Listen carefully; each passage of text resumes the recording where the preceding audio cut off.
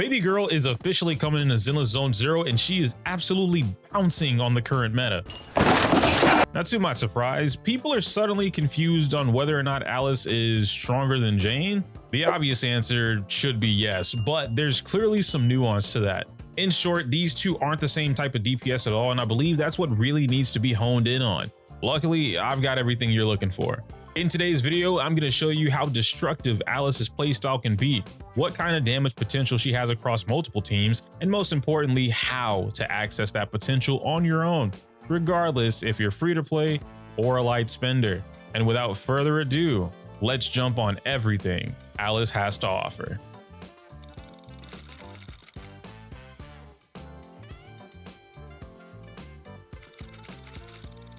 Starting things off, Alice is extremely straightforward and simple to understand. If you're familiar with Miyabi, then she shares the same concept.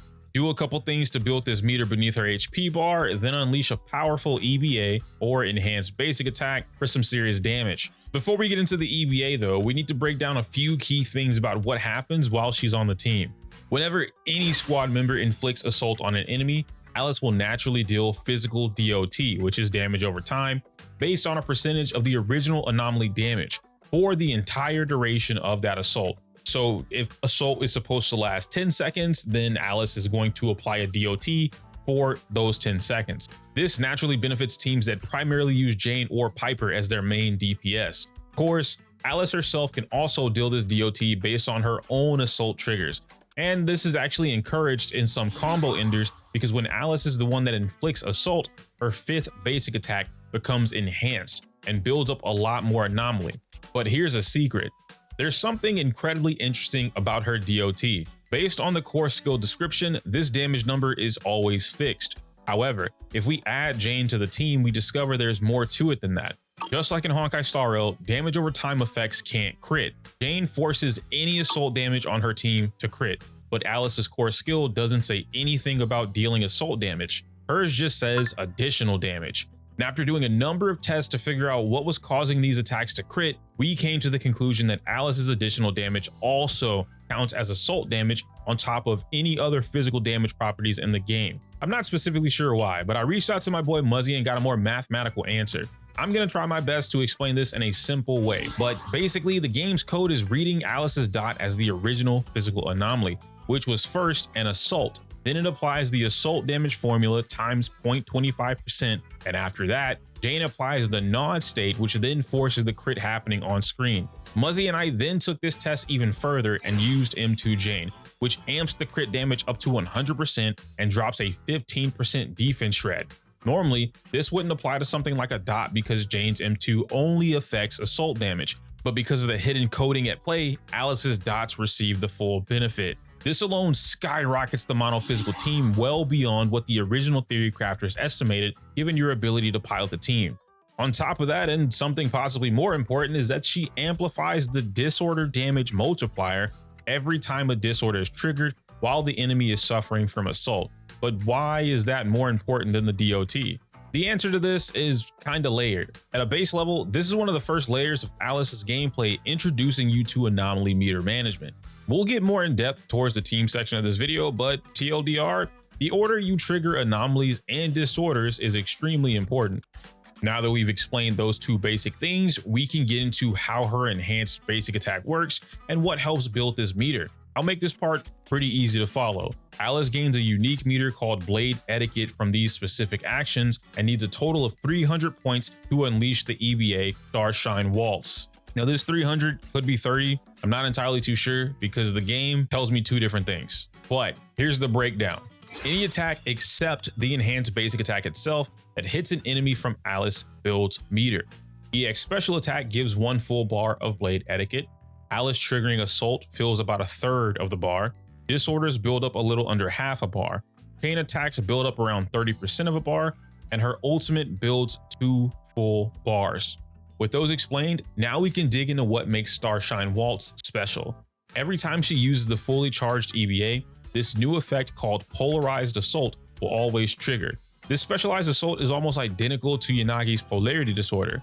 These two moves hold the regular properties of both assault and disorder respectively, but then come with their own amped up effects on top of that. Each of them also have the unique ability to interact with every other attribute anomaly in the game, including their own elements. In short, Assault can trigger Polarity Assault, or Shock triggering Polarity Shock. You get what I'm saying.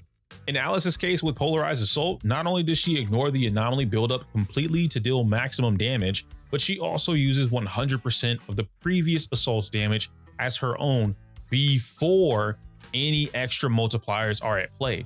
So without all the Yu-Gi-Oh card explanations, what does that mean? It means that at a base level, whatever damage your previous Assault did, Alice will copy that exact number like she has Sharingan, then add her own damage boosting multipliers on top of that number. For example, in this clip with just Jane and Alice, you can see Jane trigger an Assault worth about 517,000 damage. After using a Polarized Assault from Alice, you'll spot her own Assault damage dishing out 739,000 while also copying the crit property. Now let's add Yuzuha to the team. After applying Yuzu's buff, Jane Assault's damage jumps up to about 1.32 mil. And then after Alice applies Polarity, boom. Now we get 1.4 mil in front of a 1 million damage disorder. Now let's take all that information and apply a basic formula. How many times can I trigger X in Y seconds?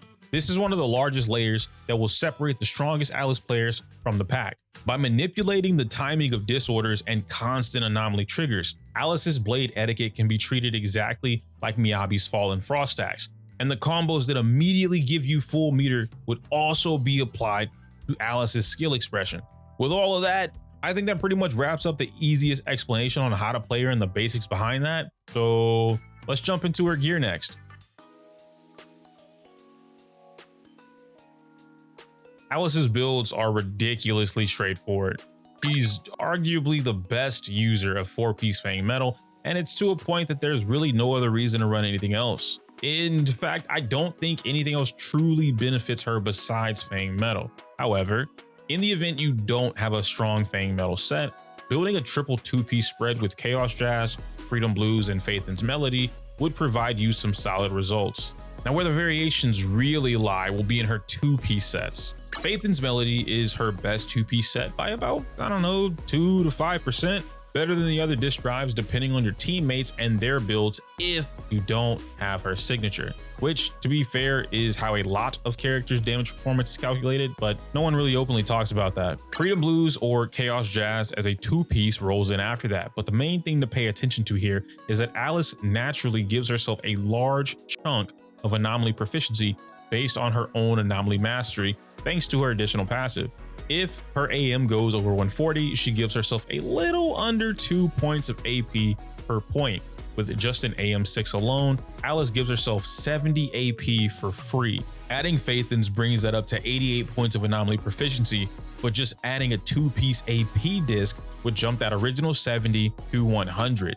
Adding her signature W engine flips her best in slot by a noticeable degree. With Practice Perfection, the 2-piece preference changes to favor Hormone Punk, Puffer Electro, or even one of the AP choices more than Phaethon's Melody due to the engine giving Alice a free 60 AM. Now mind you, this damage difference, or rather this performance difference, isn't so drastic that I would go out of my way to farm something if you don't have it. Some of the calculations that I borrowed from Muzzy show that the damage difference is really a little under 1%, and it just goes from top to bottom. This is of course using Vivian and Yuzuha. These might change depending on if you're using Yuzuha and Jane, Yuzuha and Yanagi, or even Yuzuha and Miyabi. You gotta work with what you got.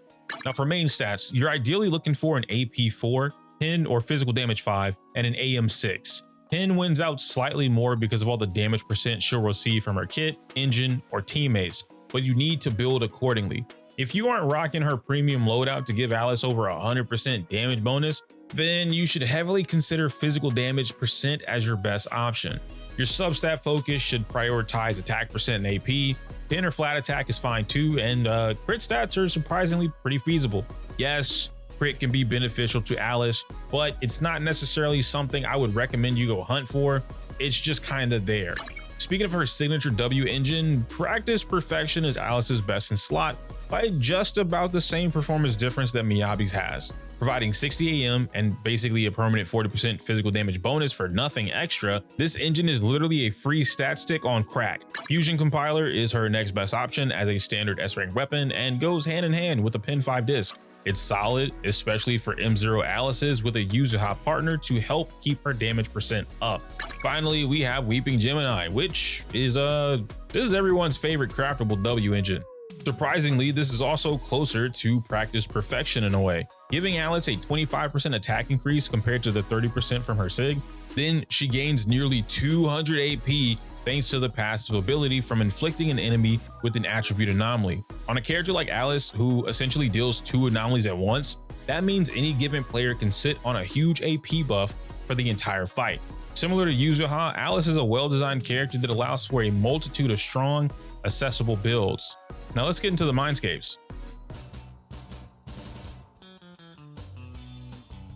You guys know the drill, none of you need these, but in the event you're feeling frisky, then feel free to give me that M3 Alice instead. You see what I did there? Because I wanted to, and then, all right, man. Jumping straight into these, M1 turns Alice into an even more aggressive monster, a returning blade etiquette to her every time she triggers a Polarized Assault. Not only that, but she also reduces the enemy's defense by 20% for a whopping 30 seconds. That's more than enough time to kill a boss, regardless of the team. Something to take note of is that M1 slightly alters a build or two. Normally, Pin 5 inches ahead in terms of damage performance, but with this mindscape, attack percent just barely takes the advantage. The defense shred isn't so big that I would recommend going out of your way to farm an entirely new disc either. Keeping Pin 5 is perfectly fine. I'm a big fan of this mindscape and feel like it's a great stopping point, but we gotta keep going. Her next notable mindscape is technically M2, but M6 is actually so disgusting that it takes the spot in my video. Every time Alice uses her EBA or an ultimate, she gains an install for 30 seconds called Victory State. This install basically turns her into an off-field Marvel vs. Capcom character, giving her follow-up attacks that deal an insane 3,300% damage of her own AP against whatever enemies your teammate hits. That's not even the craziest part. For some reason, the devs decided that making her a Marvel character wasn't enough. They also needed to turn her into Jane's daughter because every single one of those follow-up attacks now has the ability to guaranteed crit. For the next 6 clean hits, she deals an absurd amount of damage off-field with no cooldown time, just for her to rip it again after another EBA. M6 is absolutely insane, and I absolutely want this now after reading it. If I ever had an M6 unit, let it be her.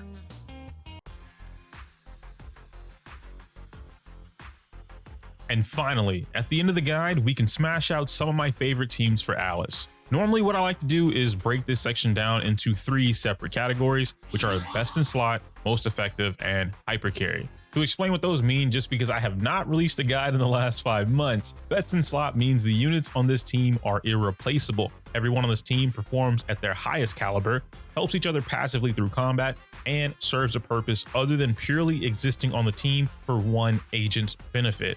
Most effective is, on average, the strongest team for all forms of content. It excels at destroying single target bosses, shutting down mechanics, and absolutely fucks on everything. Hypercarry is hypercarry. You're funneling everything you have on this team into a single point, being Alice, and you're mega buffing her up to all lengths in order to slam on whatever's in your face as hard as possible. Alice is an outstanding DPS character that honestly doesn't really struggle finding a place on any Anomaly team. In fact, I'd go as far to say she is easily on par or better than adding a Yanagi to your team, but take that with a grain of salt. Difficult part was figuring out how any given character would comfortably pilot alongside Alice while complementing her own disorder abusing playstyle. Typically, newer players gravitate towards a hypercarry comp because it's incredibly easy to run, but honestly, I don't care to waste time explaining them. Slap your 2 supports on a team with Alice and call it a day if you want to run hypercarry. She's still strong, but she no longer focuses on a disorder combo playstyle.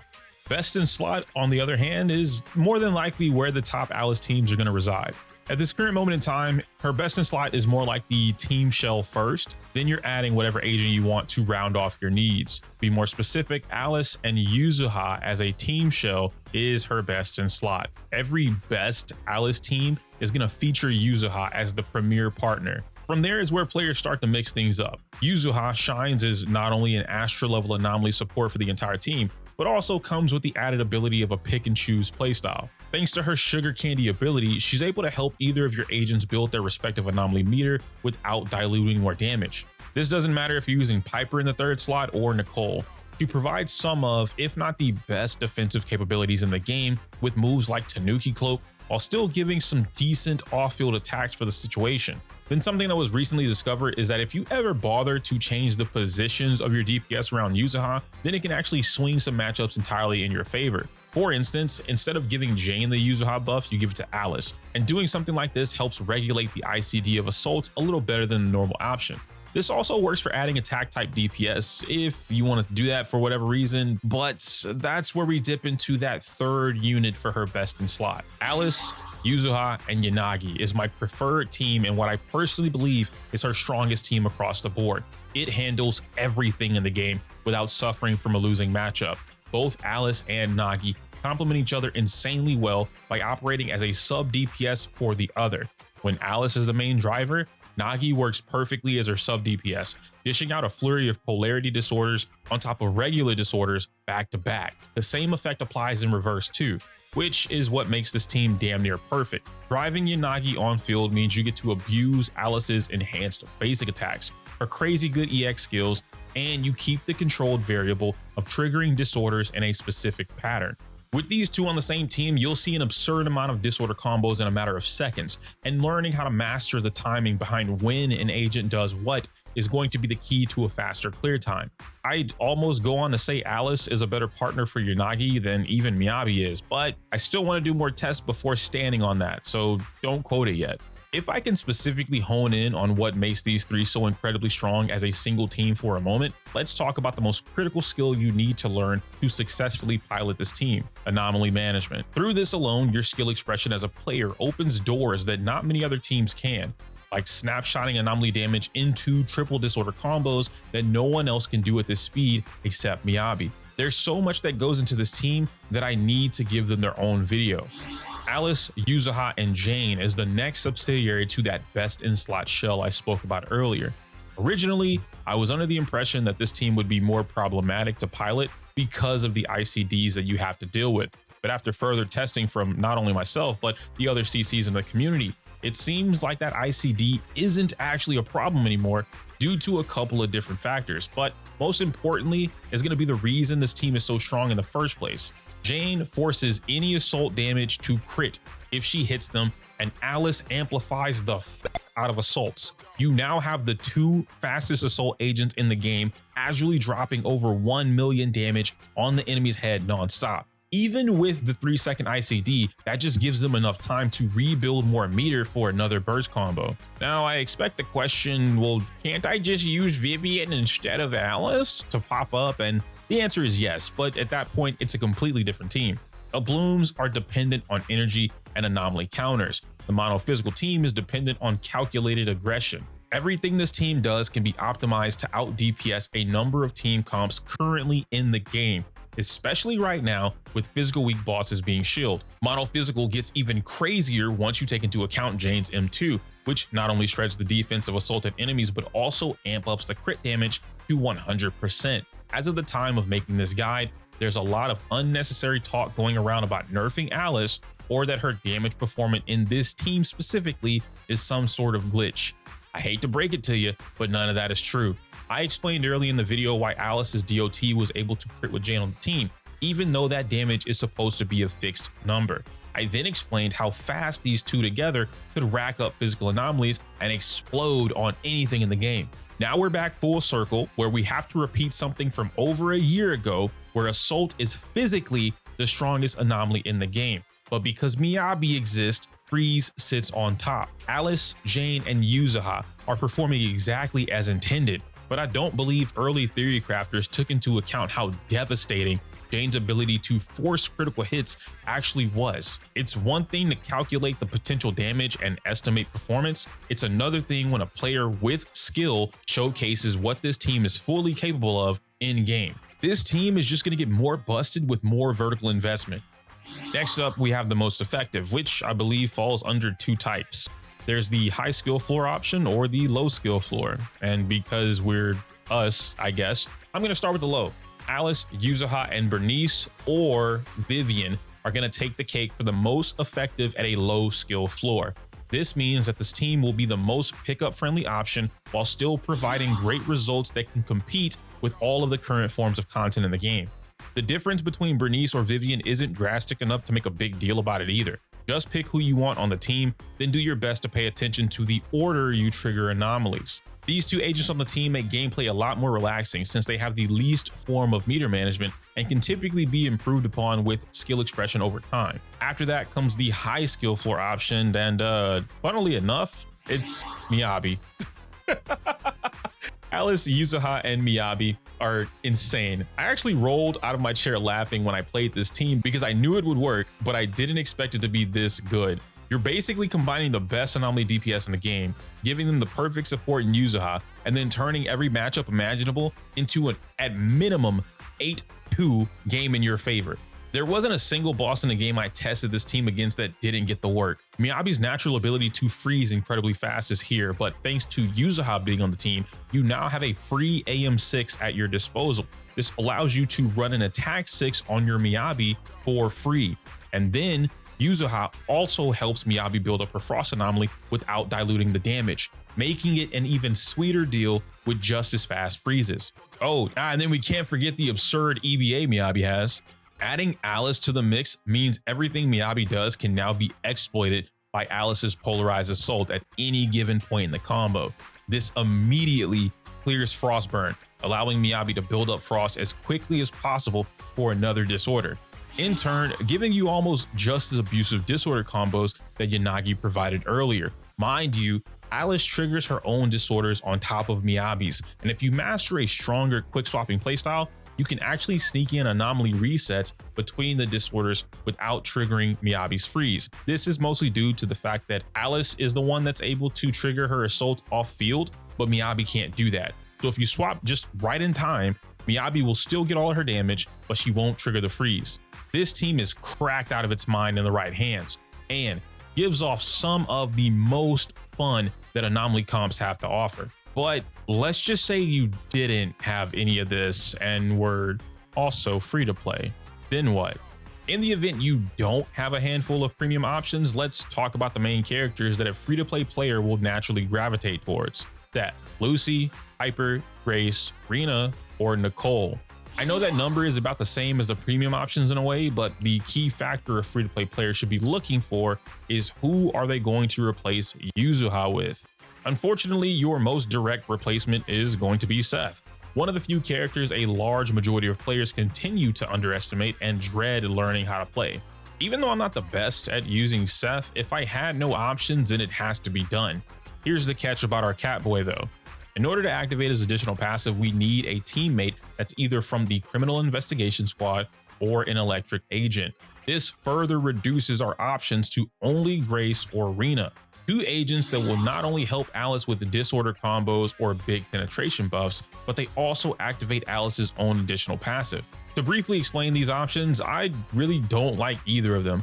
I've played every possible comp with Alice and Seth, and while I like these two on a free-to-play team a lot, I can't confidently say using M0 Grace or Rena is going to yield comparable results. In fact, if these were the only options I had, I'd actually just skip Alice. Rena is okay and she gets better puppet management at M1, but this is basically hypercarry Alice and it puts too much pressure on her. Thankfully, I'm still getting clear times under 2 minutes and 30 seconds against both Jester and Miasma Jane, which is one of the tougher fights for free to play right now. When it comes to Grace, however, I'm gonna admit that I'm just not doing something correct. I'm sure the Grace mains will be able to figure this out, but I wasn't consistently able to net successful clear times without bumping Grace up to M2. Seth as a defensive agent does exactly what I want him to, but against more aggressive bosses that have 27 invulnerability frames like Miasma Jane, it feels like he's being punished for trying to control his space if you don't have a premium agent like Jane or Yanagi to back him up. After that comes a much easier option, and if I needed to borrow one of the more previous terms, Alice, Lucy, and Piper would be the most effective team for a free-to-play player to pilot. Both of these characters fulfill their own additional passive just fine, but they also give Alice her own passive to make sure everyone at the table eats. You can technically think of Piper as a mini Jane, but without that ability to crit, this team feels drastically different to play. What I can say though is that the concept is mostly still the same. You want to alternate between Piper triggering assaults and Alice using her EBA to polarize them afterwards. Sometimes though, because of Piper's spin to win buildup, you want to do the reverse and have Alice be the one to pop assault first, then Piper, then you polarize. Lucy is a really cool support in this team that can actually have her build changed ever so slightly. If you want more anomaly buildup on the fire, then running her with AM6 will get you about 1 burn per 4 assaults, give or take. If you want slightly faster stuns, then an impact 6 can make the cut, but the more traditional disc will always be attack. A maxed out Kaboom the Cannon makes it so that you don't need 3k attack before combat though, so that's pretty nice. And with that, I think I'm done with the guide. Question mark.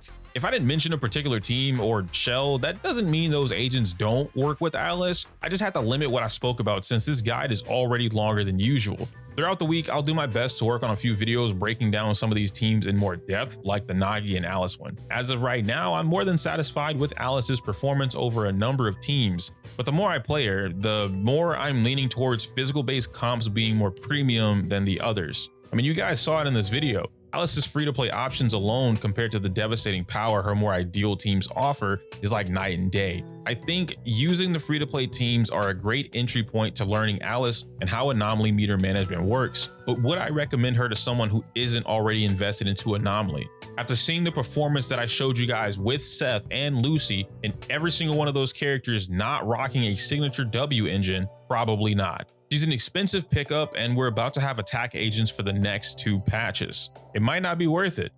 Alice Thymefield bounces on the scene with a 4 out of 5.